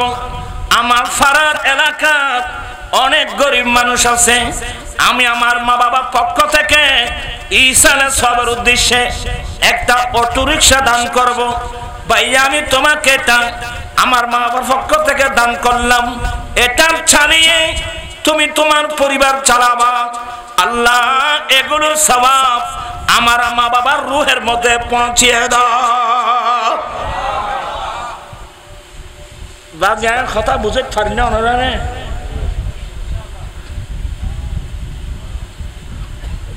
আমি আল্লাহ আমাকে তৌফিক দিয়েছেন, আমার সমাজের মধ্যে অনেক গরিব মহিলা আছে, অনেক গরিব মহিলা।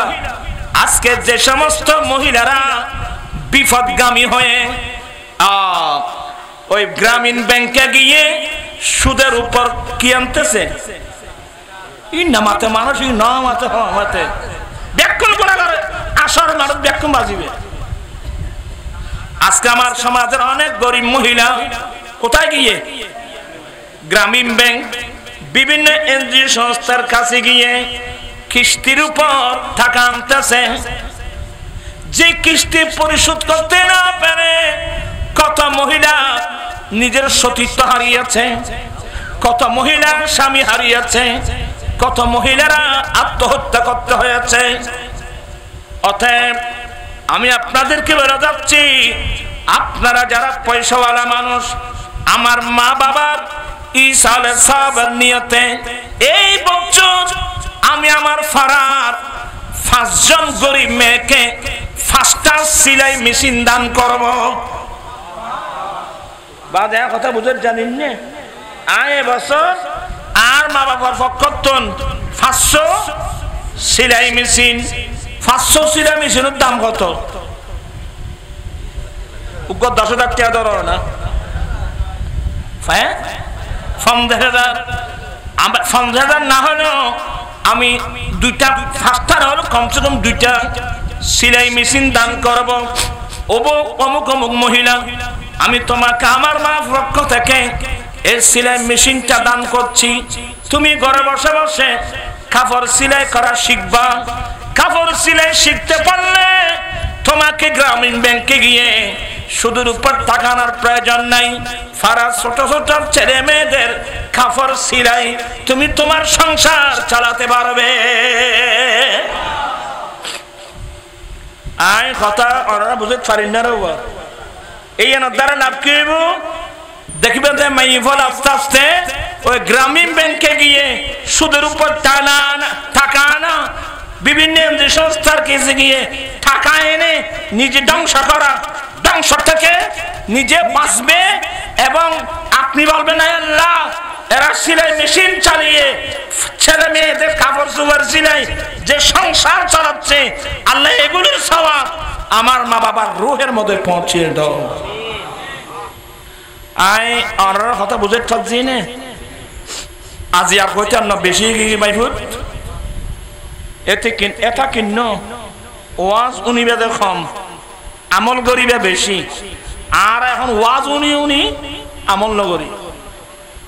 এই ওয়াজটা যদি আপনি বুঝে আসেন, আমার ভাই আজকে একটা মিলাদ মাহফিল দিল, এটা একটা ইশারার সওয়াব।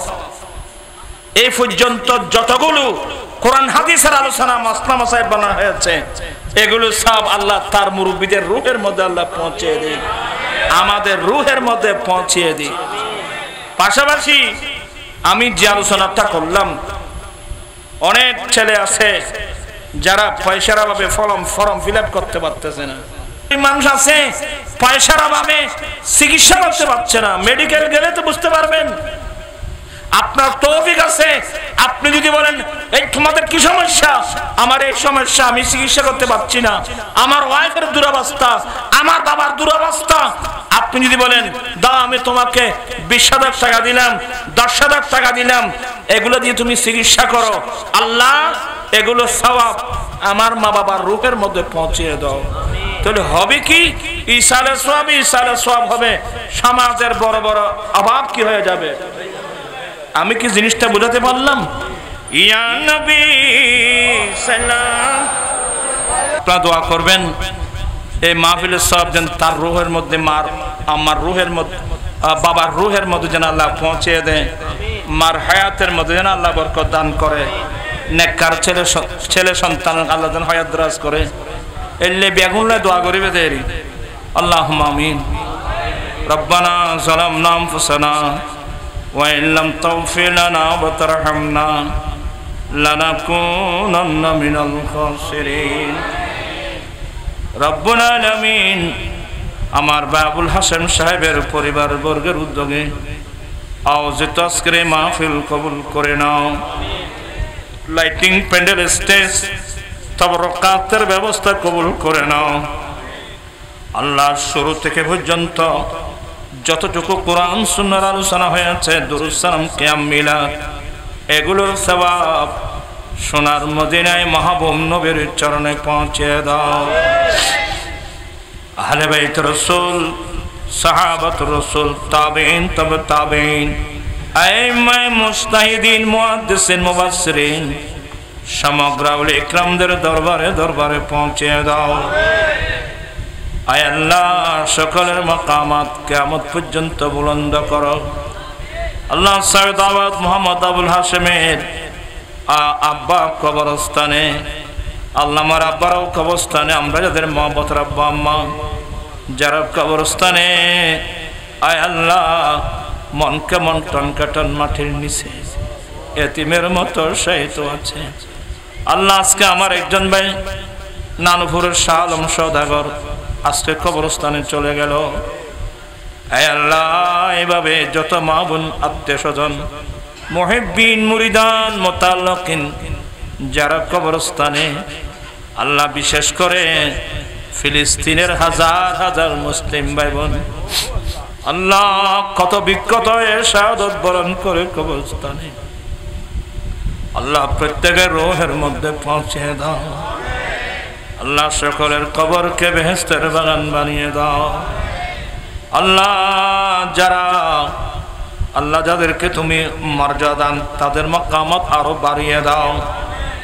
যারা কবরস্থানে কষ্টের মধ্যে আছে, আল্লাহ তোমার নাম গফুর, তোমার নাম গফফার, আল্লাহ দয়া করে জীবনের গুনাহ মাফ করে কবরকে বেহেশতের বাগান বানিয়ে দাও।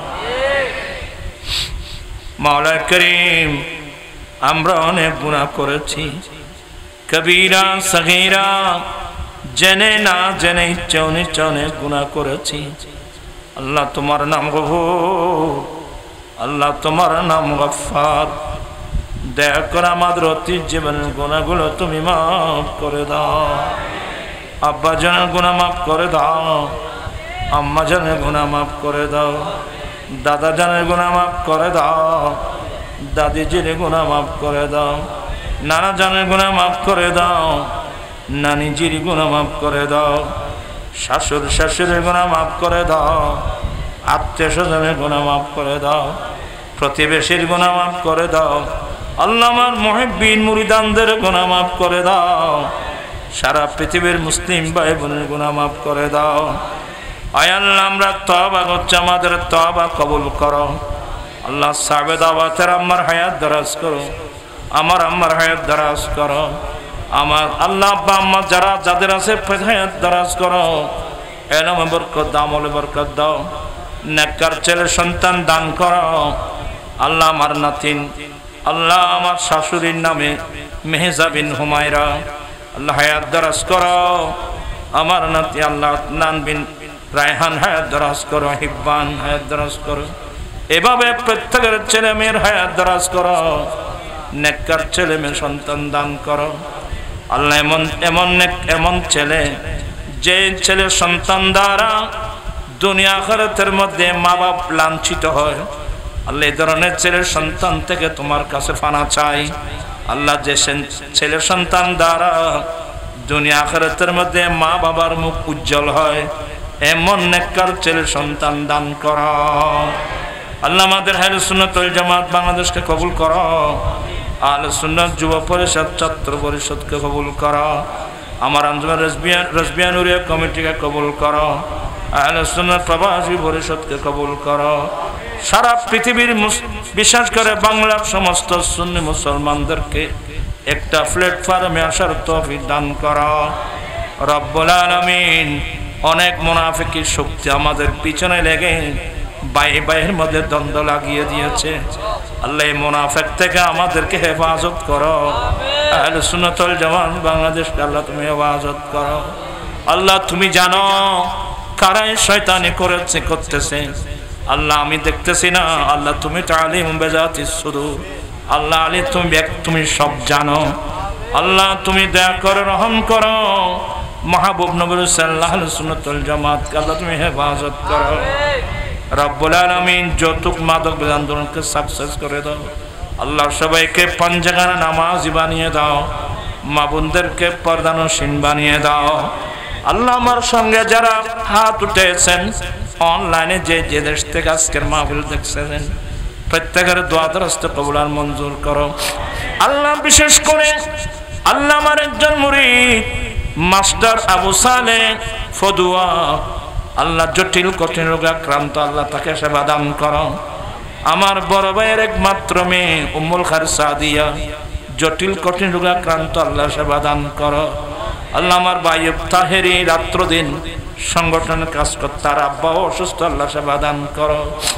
আয় আল্লাহ এইভাবে আল্লাহ আমার আম্মি জান অসুস্থ সেবা দাও, হাসানের আম্মা অসুস্থ সেবা দাও, যত নারী পুরুষ অসুস্থ সেবা দান করো।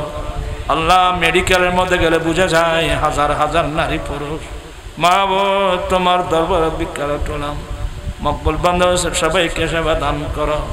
খরচদার থাকলে মুক্ত করে দাও, বেকার থাকলে কাদের সন্ধান দাও, লাউলাদি থাকলে নেকর আওলাদ দান করো, চাকরিজীবী থাকলে প্রমোশন দাও, ব্যবসায়ী থাকলে উন্নতি দাও।